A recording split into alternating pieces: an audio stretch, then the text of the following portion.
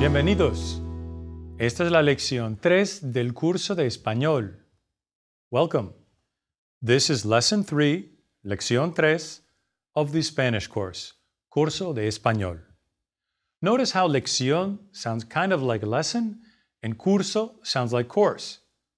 That's one of the important topics we're going to talk more about in this lesson. We'll be talking more in depth about a number of helpful similarities that often exist between English and Spanish words. And these similarities will help us understand more and communicate better in Spanish. I hope you've been seeking out opportunities to communicate in Spanish. And this is an important point. Sometimes students think, well, I can't really say anything in Spanish until I know a lot more, so I'll wait. I'll start speaking maybe after I finish the course, or maybe after lesson 15 or so. Here's my thought about that. No. Let me say that again in case I wasn't clear. No. No esperen. Don't wait. Hablen español ahora. Speak Spanish now. You are able to say some things in Spanish. In fact, in our first 2 lessons, you've already been introduced to over 70 words and expressions. And they're things that are said a lot, such as buenos días, mucho gusto, adiós. Even if you begin by saying an occasional hola, muchas gracias, you need to get accustomed to speaking Spanish. The more you do it, the more natural it becomes. I think that in many ways, learning a language is like learning to play tennis. The way to get better in tennis is to pick up a ball and a racket and start playing. Of course you'll make mistakes, but you improve by playing. It's the same with Spanish. You'll occasionally use the wrong word or pronounce something incorrectly. That's okay. The only way to get better in Spanish is to communicate more. So speak Spanish now. Hablen español ahora. Let's take a look at 5 small words, but ones you'll be using a lot. The way to say yes in Spanish is sí, with an accent over the I. The way to say no is no, which can mean either no or not. 3 important conjunctions in Spanish are, repeat, y, o, pero. Y means and, o means or, and pero means but. We'll be using all 5 of these words in sentences soon. And let me teach you now some words for people that you'll need to know as well. Repeat. La persona, el hombre, la mujer, el amigo, el vecino, el novio. La persona is a feminine word, but it's used to refer to anyone, male or female. El amigo is the male friend. The female friend would be la amiga. The female neighbor is la vecina. And the girlfriend is la novia. Muy bien. I'd like to talk now about subject pronouns. These are, unsurprisingly, pronouns that are used as the subject of a sentence. Let's begin by listing them in English. The singular subject pronouns in English are I, you, he, she, it. The plural subject pronouns are we, you, they. Okay, now let's look at them in Spanish. The way to say I in Spanish is yo. Repeat, yo. Remember, it's an O sound that ends quickly. It's not yo, it's yo. Say it, yo. Good. There are 2 ways to say a singular you in Spanish, depending on whether you want to address someone in an informal or a formal way. The informal singular form of you is tú. Repeat, tú. Here's a quick thought on pronunciation. Remember, you're not aspirating the T. You're not producing a puff of air when saying tú. The T in Spanish is not aspirated. In fact, it's pretty close to the sound of a D. Repeat one more time. Tú. Okay, that's the informal singular you. The formal singular way of saying you is usted. Repeat. Usted. How do you know whether to use tú or usted? If you're speaking to a family member, a friend, or someone else you're well acquainted with, you'll probably use tú. You'll use usted when talking with someone you have a formal relationship with or with someone you don't know well. If you're not sure which pronoun to use, it's better to use usted, since using the informal tú can be seen as rude by someone you don't know well. And if you're in a Spanish-speaking country, listen well to how others are addressing each other. In certain areas, it's very common to use tú with all sorts of people, while in others, the formal usted is the standard in almost all situations. Okay, so repeat these subject pronouns. Yo, tú, usted. The way to say he in Spanish is él. Repeat, él. Wait a minute, you're thinking. I thought él was the masculine singular way to say the, as in the book, el libro. You're absolutely right. El, spelled E-L, does mean the.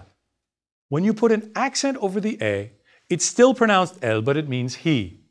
Once again, el meaning the and el meaning he are pronounced exactly the same. The accent over the E of the pronoun meaning he helps someone to distinguish between the two words when reading. So, he is él. Can you guess what she might be? Just as many nouns ending in a are feminine, that's also true with pronouns. The way to say she is ella. Repeat, ella. Now, you've seen all the singular subject pronouns in Spanish. They are, please repeat, yo, tú, usted, él, ella. Okay, now it's on to the plural subject pronouns. There are two ways to say we, depending on who makes up the group. If all the people included in the group are masculine, the word used is nosotros. Repeat, nosotros. Notice the os ending, which is often used to refer to something that's masculine in the plural. So if the masculine form of we is nosotros, the feminine form is nosotras, with an as ending, common when referring to someone that's feminine. Repeat, nosotras. What if the group of people saying we includes both men and women, or boys and girls? In that case, the form used is the same as the one used with the group that's masculine, nosotros. Now, we know the singular formal way to say you is tú. What's the plural form of tú? Well, it depends. In Spain, and only in Spain, they use the informal plural form of vosotros. Repeat, vosotros. As you might have guessed, vosotros is used when referring to a masculine group or one that includes masculine and feminine members. What's the feminine form of vosotros? Say it. Vosotras. Once again, the vosotros and vosotras forms are only used in Spain. So what's the way that Latin Americans make a plural form of tú? In Latin America, the plural of tú is the same as the plural of usted. And the plural of usted is ustedes. Repeat, ustedes. So here's a quick cultural note on these plural forms of you. Let's imagine someone from Spain's going to refer to a group of her friends as you. Let's say the group includes both men and women. The word the Spaniard would use is vosotros, informal. But if that same speaker were saying you to a group of people she didn't know well, she would refer to them as ustedes, formal you. In Cuba, Chile, Mexico, Nicaragua, in fact, anywhere at all in America Latina, it would be different. A speaker there would use ustedes to refer to friends and ustedes to refer to people she didn't know well. In Latin America, the only plural way to say you is ustedes. We're almost done now with the subject pronouns. We just need a plural form of él and ella. The plural form of él is ellos. Repeat, ellos. The plural form of ella is even easier. Say the plural for ella. It's ellas. Repeat, ellas. Él means he, ella means she, ellos and ellas both mean they. Ellos refers to a masculine or mixed group, ellas to a feminine group. So, the plural subject pronouns are, repeat, nosotros, nosotras, vosotros, vosotras, Ustedes, ellos, ellas. We've now covered all of the subject pronouns in Spanish. Let's say them one more time. Repeat. Yo, tú, usted, él, ella, nosotros, nosotras, vosotros, vosotras, ustedes, ellos, ellas. Now, we're going to use the subject pronouns to help us as we look at our first verb in Spanish. That's right, it's a big moment. Our first verb, and here it is. It's the verb to be, which is ser. Repeat, ser. So the verb ser means to be. And the form ser is called the infinitive form, which is the form of the verb that you'll find in the dictionary. English makes a distinction between what are termed the to infinitive and the bare infinitive. To infinitive forms include, for example, to be, to read, to eat, while bare infinitives would include be, read, eat. Spanish has just one kind of infinitive, and it always ends in AR, ER, or IR. Ser, of course, ends in ER. Quick question. How would we say in Spanish the most famous words said by Hamlet? You know what I'm talking about. I'll give you the English, you give me the Spanish. To be or not to be? How would you say that in Spanish? You've learned all the words. Give it a try. Okay, in Spanish, to be or not to be is ser o no ser. Repeat, ser o no ser. In fact, let's say the whole thing in Spanish. And you're about to learn that the word question is quite similar in Spanish and English. Okay, we know the original, to be or not to be, that is the question. In Spanish, that would be, please repeat, ser o no ser, esa es la cuestión. One more time, with some dramatic flair. Repeat, ser o no ser, esa es la cuestión. Why did I mention this? Two reasons, really. First, we're learning that ser means to be, and I hope that reciting ser o no ser will help you remember the verb. Second, I think you've really got a chance to impress your friends with this. When they ask, how's the Spanish studying going? You just sigh and say, ser o no ser, esa es la cuestión. Back to our first verb, ser. We're going to use subject pronouns we just learned and conjugate ser in the present tense for all those pronouns. Conjugating a verb is simply listing out its different forms in a given tense as the subject changes. So follow along, repeat the forms of ser in the present tense. Yo soy, tú eres, usted es, él es, ella es. Soy, eres, es. Those are the three forms of ser with all the possible singular subjects. If the subject is yo, the form is soy, yo soy, I am. If the subject is tú, the form is eres, tú eres, you are. And if the subject is usted, or él, or ella, the form is es. Here's an important point about conjugating verbs that's not obvious. We've seen there are two ways to say you in the singular in Spanish. These two subject pronouns are tú and usted.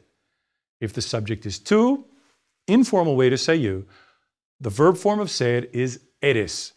But if the subject is usted, which also means you but is formal, the verb form of ser is es, which is the same form used for él or ella. So, usted es means you are to someone you're addressing formally.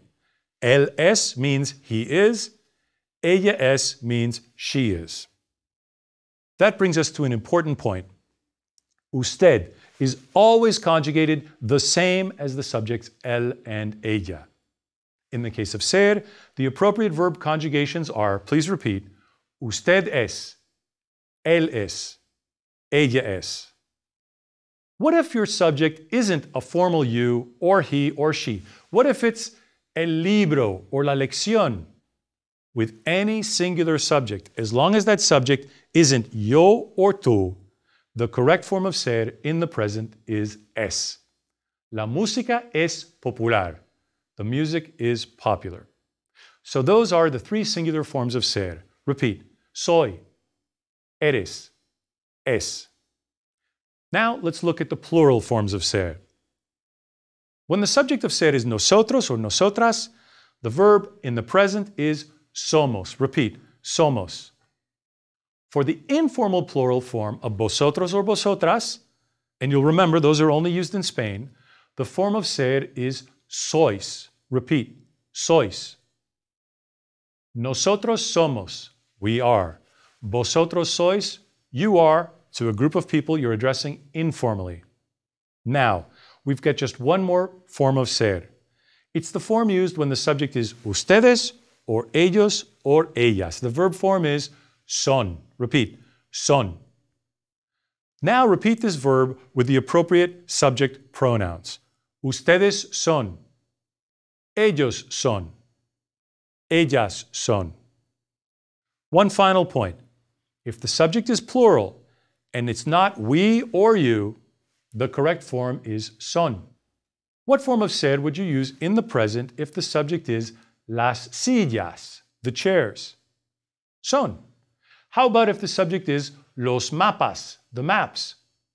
Son. Los mapas son interesantes. The maps are interesting. So how many forms of ser are there in the present? There are 6 verb forms, and this will be true for any verb. There are always 6 verb forms of any verb in any tense. We're going to review the forms of ser one last time, and as we conjugate it, I want to point out that it won't be necessary to use every possible subject pronoun. For example, I'll use either usted or él or ella, because any of those 3 subjects has the same verb form, es. For plural subjects, I'll use either nosotros or nosotras, vosotros or vosotras, and if it's the verb son, I'll use either ustedes, ellos, or ellas. So, let's conjugate all 6 forms of ser. Please repeat. Yo soy, tú eres, usted es, nosotros somos, vosotros sois, ellos son. What does ellos son mean? They are. And is the they a group of women? No. The os ending, ellos, tells us it's either a masculine group or a mixed group. I'm going to use ser now to describe myself. Soy Bill. Soy el profesor del curso y soy de los Estados Unidos. So those sentences help show us several of the common uses of ser. I use the verb to identify myself, to talk about my profession, and where I'm from. Let's move on to vocabulary. And I'd like to start by addressing a question that may have occurred to you earlier in the lesson. Here's what you might have been thinking. It's lesson 3 of a Spanish course. And overall, so far so good. At least I hope you're thinking this. But Bill, you might be thinking, Bill, I think you've made a mistake. In your first literary reference in a Spanish course, you quote the words of William Shakespeare? Come on, really? Shouldn't you be referencing Miguel de Cervantes or perhaps the Colombian writer Gabriel García Márquez? If you were thinking that, good point. So why did I reference a work of Shakespeare, a writer who wrote in English? Let me respond to this question with one of my own. Do you remember the word we used to say the question in Spanish? It's la cuestión. Ser o no ser, esa es la cuestión. That's the reason I mention words by Shakespeare, to point out that there are many, many Spanish words that are very similar to English words. And as an English-speaking student of Spanish, that is a fabulous and very helpful aspect of the Spanish language. Let me point out as an aside that la cuestión means the question in the sense of the issue or the matter, which is the meaning used by Shakespeare. In Spanish, la pregunta is the way to refer to a question that someone's asking. Still, if you come across la cuestión and guess that in English it might be the question, as in the issue, you're right. And that's my extended introduction into our current topic, cognates. Cognates, as we discussed in our first lesson, are words that are the same or similar in 2 languages. And one aspect of Spanish that's definitely helpful for English speakers is that the two languages have lots of cognates. Let me show you a few examples. Here are some Spanish words we haven't seen yet. Try to guess what they mean in English. Congratulations! You've just learned 5 new words in Spanish that are spelled exactly the same in English. But cognates are not always exactly the same. Guess what these 5 words mean? Okay, still not too difficult. These words in English, and you probably guessed this, are active, responsible, fantastic, excellent, and telephone. There are easy and difficult aspects to cognates. What's easy about them? Understanding them when you're reading. What's difficult? Pronouncing them. Pronouncing cognates is hard because you're so familiar with the English word, it can be difficult and a real effort to pronounce it correctly in Spanish. Let's do that now. Repeat after me. Remember, we're making Spanish sounds here, not English sounds.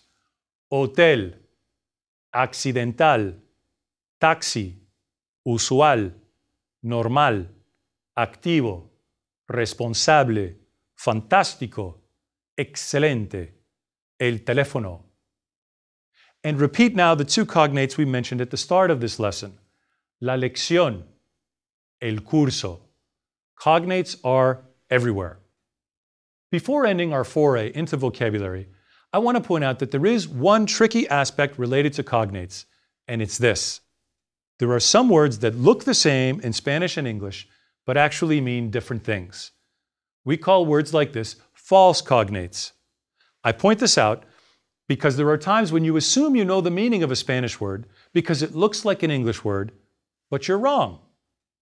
For example, the word largo is a false cognate. It looks like it should mean large. It actually means long. Grande is the Spanish word for large. Another false cognate is el colegio, which looks like college.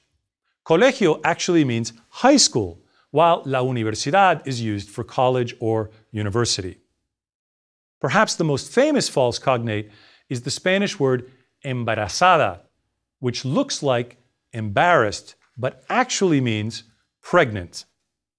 If you're embarrassed, the word you really want to use is avergonzado or avergonzada.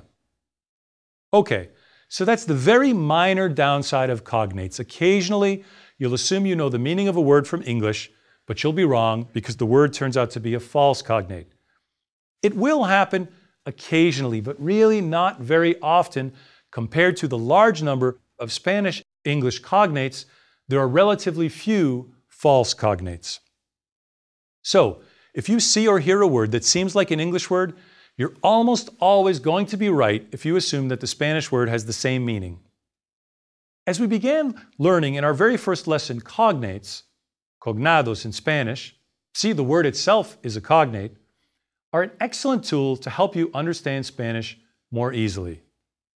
And before moving on, I'd like to present for your consideration some quite useful adjectives that are not cognates. Repeat.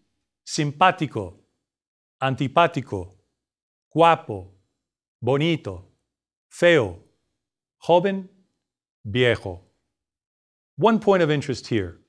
A good-looking man is often referred to as guapo, while a good-looking woman could be either guapa or bonita, which means pretty. The masculine form of that adjective, bonito, certainly exists, but is rarely used to describe a man. Okay, enough about vocabulary for the moment. It's time to move on to our final grammar topic in this lesson, adjectives. In our last lesson, we learned that nouns in Spanish are either masculine or feminine. Most nouns that end in o are masculine, most that end in a are feminine. For nouns that don't end in o or a, you need to remember whether they're masculine or feminine. How do you remember that? We talked about this in the last lesson, but it bears repeating. Here's what to do.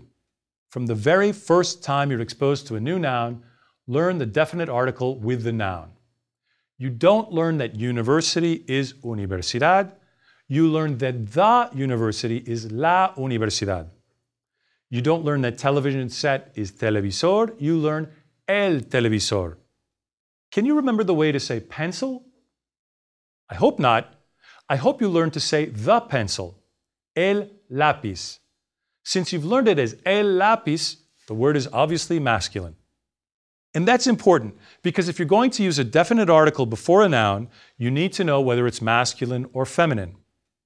The Spanish lesson is la lección de español. And you know to use la, the feminine definite article, because you learned that the lesson is la lección. But the gender of a noun isn't important only when dealing with articles. It also matters when you use an adjective to describe a noun. Here's the way it works in Spanish. Adjectives must agree in number and gender with the noun being modified. So, if the noun is feminine singular, the adjective must also be feminine singular.